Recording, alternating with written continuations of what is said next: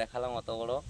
এই যে জায়গাটা। হ্যাঁ হ্যাঁ, হ্যাঁ কিছুদিন পর ওইটাই কাজ, ডিসেম্বর পর থেকেই কাজ আমি শুরু করে দেবো, ঠিক। এই চাষটা উঠলেই। আচ্ছা। তো ওইটা আমি দেখাবো, আর একবার আসবে যখন তখন আমার ভিডিওটা বানিয়ে দেখাবো। এই ছোট দেখাচ্ছি, হ্যাঁ এরপর আমি এবং যেটা সেটা দেখাবো দেখাবো সেটা। কম্পেয়ার করে মাত্র 6 মাসের ব্যাস, ব্যবধানে কোন জায়গায় যাওয়া যেতে পারে। একদম আমি মানে দেখাবো। এটা নিয়ে তুমি কনফিডেন্স তো? একদম, আমি এটা নিয়ে কোথাও বেরাওইনি। আর আমি এইটার জন্য আমি নিজের জবও ছেড়ে দিয়েছি, যে আমি জব ফব কারো গুলামি খাটতে পারবো না, আমি নিজের কাজে নিজেই স্বাধীন এখন। ঠিক এই ঠিক। হচ্ছে ব্যাপার। মানে আর তুমি যে জব ছাড়লে, কি জব করতে তুমি? আমি একটা অপারেটর, সিএনসি মেশিনের সিএনসি মেশিনে অপারেটর অপারেটর। ছিলে? আমি ছিলাম কোয়েম্বাটুরে।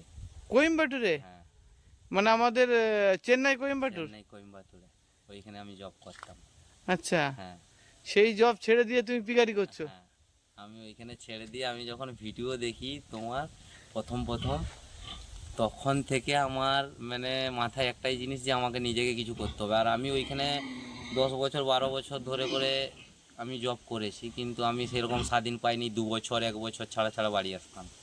আচ্ছা আমার বাড়ির লোক যদি মরেও যেত, আমি আসতে পারতাম না, টাইমে পৌঁছাতে পারতাম না। আচ্ছা।